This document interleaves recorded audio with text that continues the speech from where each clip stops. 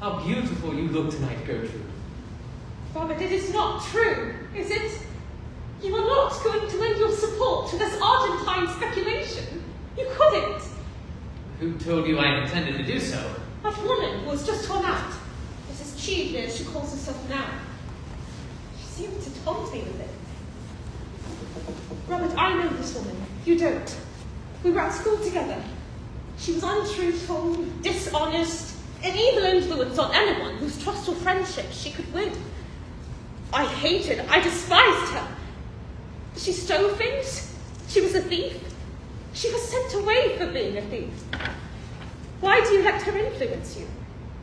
Gertrude, what you tell me may be true, but it happened many years ago. It best be forgotten. Miss Cheveley may have changed since then. No one should be judged entirely by their past. One's past is what one is. It is the only way by which people should be judged. That is a hard saying, Gertrude. It is a true saying, Robert.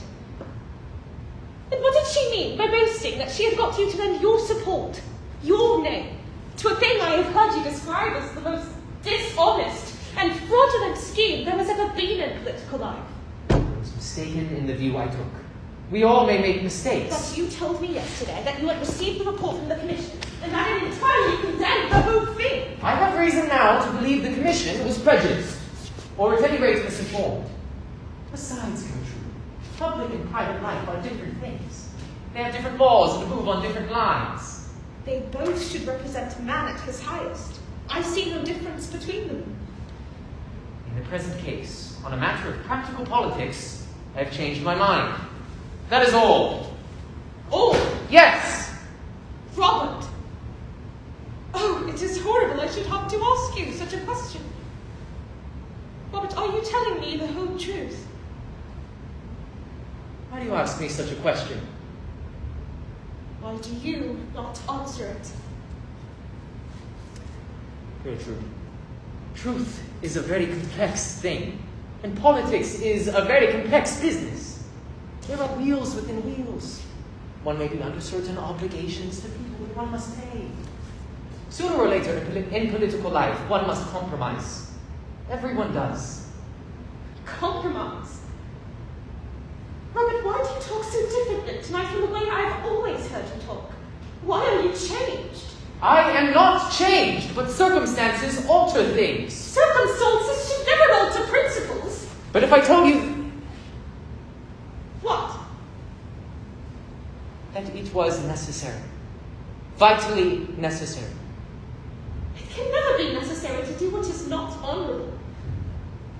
Or if it be necessary, then what is it that I have loved? But it is not.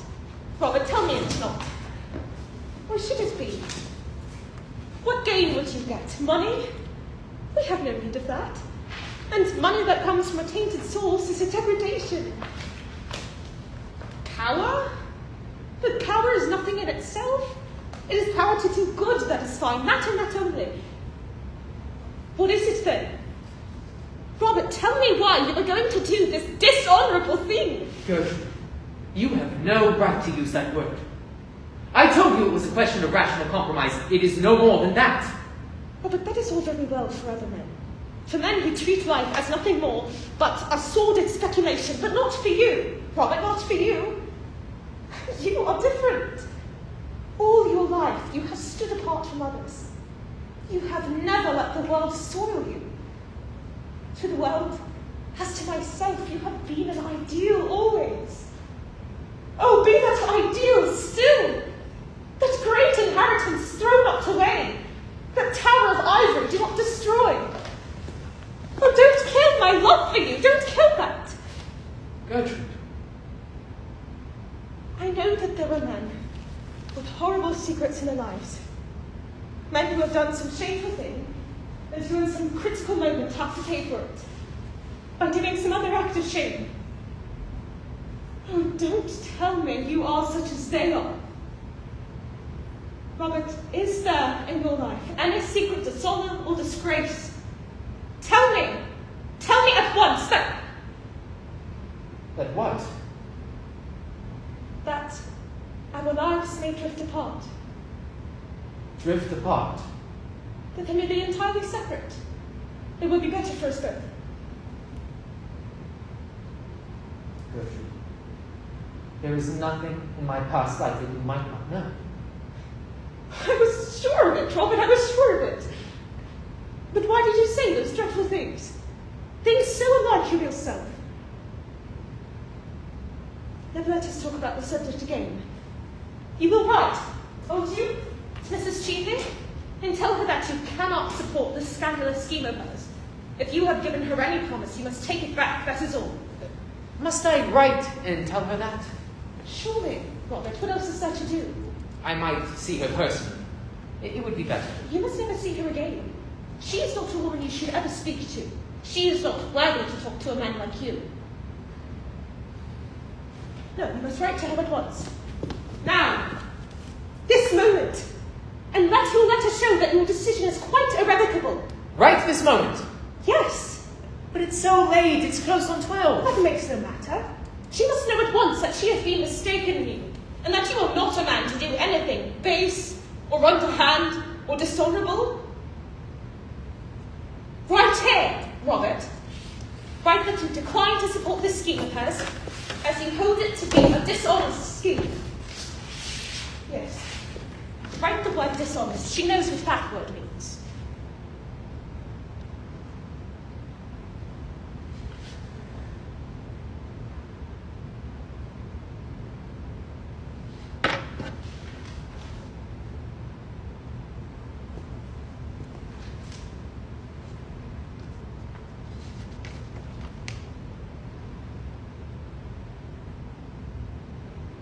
Yes, that'll do.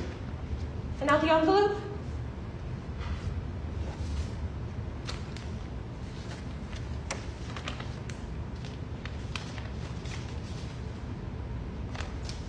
Robert,